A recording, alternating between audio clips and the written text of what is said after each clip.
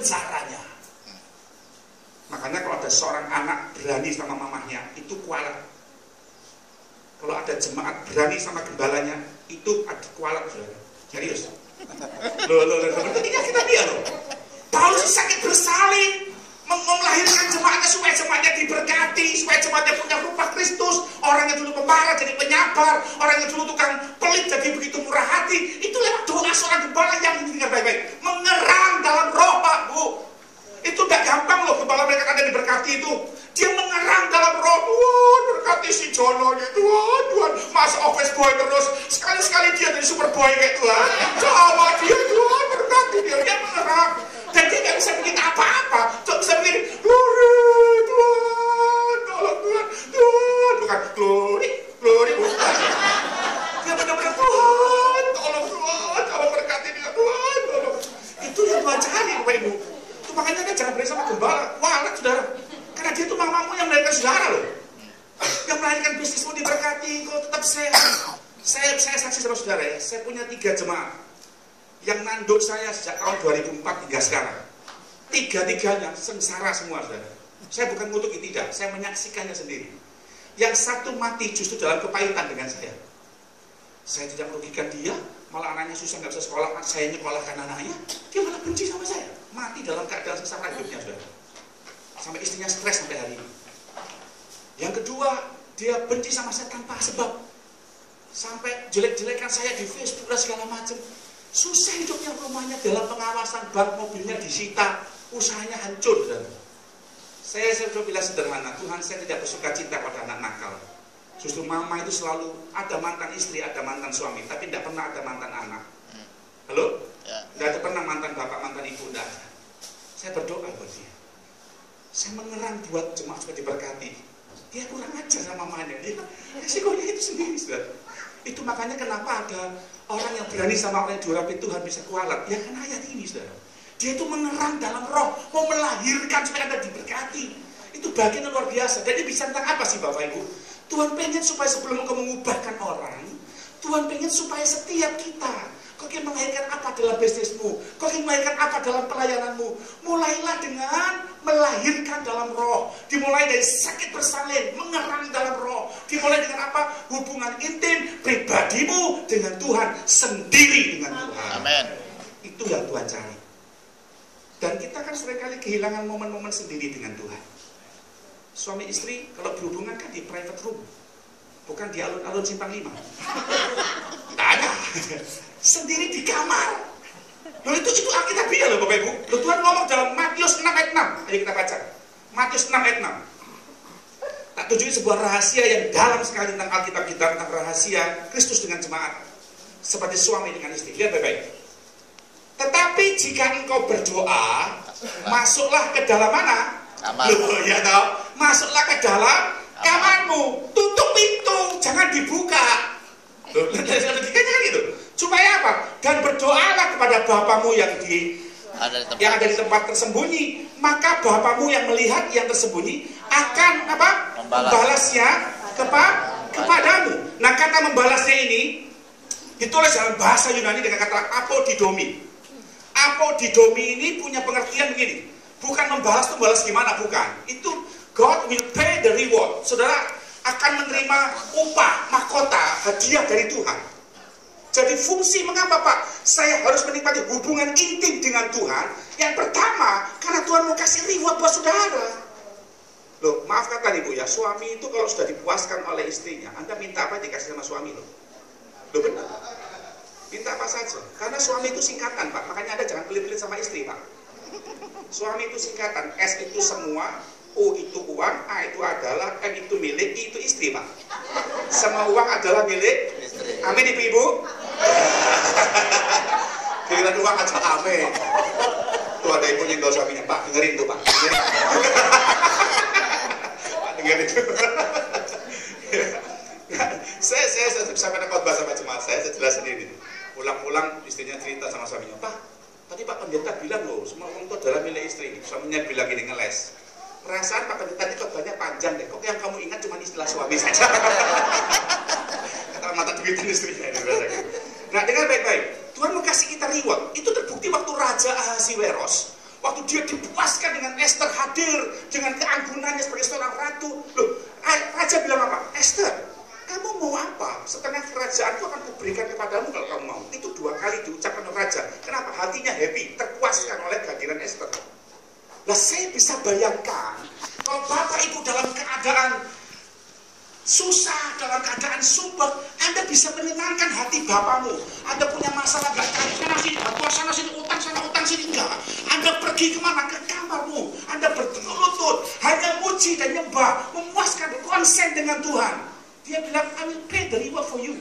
Aku akan membalas dan membayar reward itu kepadamu. Apa didomi yang Tuhan berikan buat kita. Anda akan dipuaskan Tuhan luar biasa. Karena itu pentingnya Tuhan hidup kita. Jadi saudara harus mengerti baik-baik, saya perlu Pak intim dengan Tuhan. Kenapa? Karena saya mau menikmati indahnya kenikmatan kasih Tuhan dalam diri saya sebagai Bapa yang mencintai kehidupan saya. Dan itu kekuatan kita, Bapak Ibu. Saudara harus mengerti bahwa ketika kau berhubungan intim dengan Tuhan, Anda menjadi satu roh dengan Dia. Sama kayak suami istri berhubungan dalam pernikahan mereka menjadi satu daging. Dan itu di Alkitab dikatakan, Bapak Ibu. Kita lihat ayatnya ya, 1 Korintus 6 ayat 16. 1 Korintus 6 lihat akan ayat 16. 1 Korintus 6 ayat yang ke-16. Lihat baik, dia bilang ini. Atau tidak tahukah kamu bahwa siapa yang mengikatkan dirinya pada perempuan cabul menjadi satu tubuh dengan dia? Sebab demikianlah kata nas. Perhatikan baik-baik. Keduanya akan menjadi satu daging. Dengar ini. Tetapi siapa yang mengikatkan dirinya pada Tuhan menjadi apa? Satu roh dengan Dia. Haleluya. Rahasia yang besar.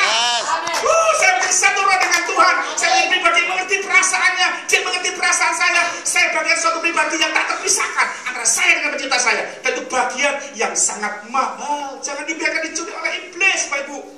Iblis tidak takut waktu gajimu besar, Bu. Iblis tidak takut waktu masakanmu enak, Bu. Yang takut cuma Samuel Irwan. Takut makan terus, kolesterol naik, lalu mati mendadak. Ya toh? Iblis tidak takut, Pak, waktu khotbahmu hebat. Tidak takut, Pak. Iblis tidak takut waktu orderanmu omsetmu tinggi, Pak. Iblis tidak takut, Pak, serius. Dia paling takut, Pak, kalau Anda sebagai seorang pria, Bu, kalau Anda sebagai seorang wanita, Anda masuk kamar, Anda bersekutu dengan Tuhan, menyembah dalam keintiman menjadi satu dengan Dia. Dia paling takut itu. Serius. Dia paling takut. Itu makanya karena dia takut, dia berusaha bikin Anda sibuk, dia berusaha bikin Anda malas, dia bikin berusaha Anda sakit, supaya Anda enggan untuk sembahyang, bertekuk lutut, dicuri oleh iblis. Nah, kita gak pernah takut untuk dicuri. Iya kan? Anda merasa itu hal yang biasa. Kak beca gak apa-apa, besok aja dari minggu. Gak sembahyang doa pagi, gak apa-apa, besok masih ada. Gak usah doa tengah malam, gak apa-apa. Saudara dengar baik-baik, semua orang-orang hebat di Alkitab selalu dimulai dengan apa? Sendiri dengan Tuhan. Boleh saya bilang ini, ibadah rame-rame kayak gini memang tidak dapat tergantikan dengan Anda jalan-jalan di mall. Jemaat Purbalingga dengar baik, ibadah rame-rame seperti ini tidak dapat tergantikan dengan Anda jalan-jalan di mall. Tapi sekali lagi saya bilang, firman Tuhan bilang sama saya, ibadah rame-rame model kayak gini pun tidak dapat menggantikan saat Anda sendiri di kamar doamu intim dengan Bapamu. Tuhan cari itu, Pak. Saya heran tengah malam Tuhan bangunin saya berkali-kali. Jam 2, jam 1, ngapain Tuhan? Taman belakang. Nyamuknya banyak Tuhan, ke taman belakang. Ngapain? Just, I want to talk with you. Saya bicara dengan kamu. Jadi saya nyembah Tuhan di taman belakang. Itu sering, Bapak Ibu. Di rumah saya di Bontang, nyamuknya tuh banyak, tapi aneh. Tiap kali saya berjumpa dengan Tuhan di taman belakang, tidak ada satu nyamuk atau agas yang gigit kulit saya. Pada saya pakai celana pendek, nyembah Tuhan. Tidak ada satu. Saya menikmati betapa indahnya intim dengan Tuhan. Amin.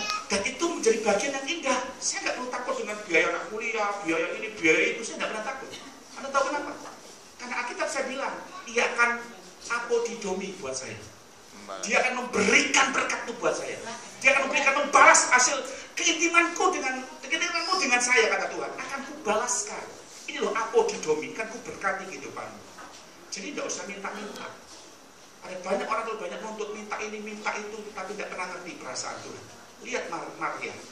Maria duduk di kaki Tuhan. Itu bagian yang perlu, yang tidak akan pernah diambil dari Maria. Dia bilang sama Marta dulu, satu saja yang perlu, yang tidak akan pernah diambil dari Maria. Waktu dia duduk sendiri dengan Tuhan. Dan itu yang Tuhan cari. Ayo Pak, para worship leader, para singers, para musician, Anda mau bagikan apa kalau Anda nggak pernah sendiri dengan Tuhan? Miliki waktu sendiri dengan Tuhan, kok intim dengan Tuhan, dan itu bagian yang luar biasa. Dan itu yang kedua, setelah kau diberkati Tuhan, rahasia terbesar supaya kau bisa mengubahkan orang lain. Waktu kau menikmati keintiman dengan Tuhan, ini dia, rupa Kristus itu ada dalam hidupmu. Dan kau mengalami perubahan. Amin. Ada gereja-gereja yang ingin memperbanyak jemaatnya karena maaf kata pengelolanya punya duit. Kayak Jakarta, di Surabaya. Sampai kemarin teman saya buka usaha begitu juga. Saya sempat halus dada. Dia undang Yudika, dia undang si ini, dia undang si itu. Hanya untuk apa? Pengen punya jemaat banyak. Saya cuma bilang begini kok. Hal rohani tidak bisa instan. Itu harus dilahirkan. Dan kalau mau melahirkan itu harus sakit bersalin dulu. Kalau sudah sakit bersalin itu harus hamil dulu. Kalau Anda mau hamil dulu harus hubungan intim dulu dengan siapa? Tuhan. Sampai di situ baru nanti benihnya Tuhan itu akan masuk dalam hidupmu. Dan itu yang mengubahkan kita dan keadaan kita. Pak, kenapa dulu sebelum saya intim dengan Tuhan saya tukang marah Pak? Ya karena kamu tidak pernah intim dengan Tuhan sehingga benihnya nggak ada. Loh Pak, dulu saya kok pelit dengan Tuhan Pak, mengeluarkan uang 50.000 buat bangun gereja aja kok susah banget Pak. Karena kamu belum intim dengan Tuhan. Saya membawa buku Kisah Nyata. Buku ini ditulis oleh anak rohani saya, orang Batak, marganya Topi. Waktu dia belum berjumpa dengan saya, saya belum akrab dengan saya, dia kehilangan figur bapak. Dia begitu temperamental, dia begitu ngampekan, suka responsif, Bapak Ibu ya, dan cenderung ngambekan. Tapi setelah dia berjumpa dengan saya, dia melihat kehidupan saya, Bapak Ibu, baik yang saya ajarkan langsung kepada dia, ataupun lewat kehidupan saya tidak langsung, yang diamati oleh dia, itu mengubahkan hidupnya. Dan sampai akhirnya dia panggil saya papi. Waktu dia panggil saya papi, saya pastikan bahwa ini dia, kromosom rohani saya masuk ke dalam hidupnya. Kalau Anda Jawa, nikah sama orang Jawa, lahir anaknya Jawa. Anda Jawa nikah sama orang Jawa, lahir anaknya Papua, itu aneh. Pasti Anda bapaknya kan heran, aku kasih nama ini something wrong. Saya Jawa, kamu Jawa, anaknya Papua. Aneh ini ya, kasih nama something wrong aja. Ada bingung kasih nama something wrong. Ya, saya gitu, kamu manggil saya papi, tapi watakmu ngambekan, itu something wrong. Kalau kamu manggil saya papi, berarti watak saya harus ada dalam hidupmu. Kenapa kamu intim dengan saya, kamu karib dengan saya? Dan dia tulis itu rahasia luar biasa. Sampai segala, sampai dia saya nanti kalau jadi papa, aku mau jadi papa kayak papiku. Dia bilang gitu. Saya pernah lihat bagaimana saya dengan istri saya pun dia amati. Walaupun mata saya cacat, gak bisa lihat lebih dari 1 meter dengan jelas. Satu kali saya pinginlah namanya suami seperti suami-suami yang matanya sehat. Yang bukain suami istrinya pintu mobilnya, silakan masuk saya. Walaupun udah punya anak gede-gede, tetap itu kualitas tetap ada.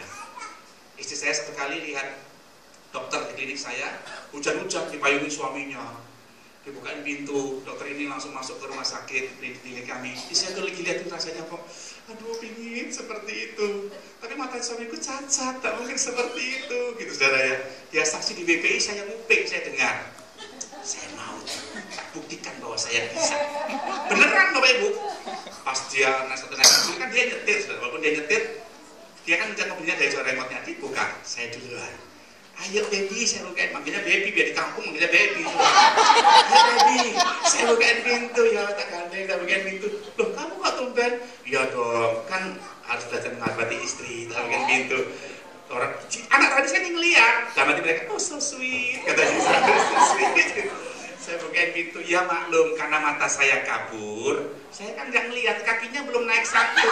Saya tutup pintunya, dia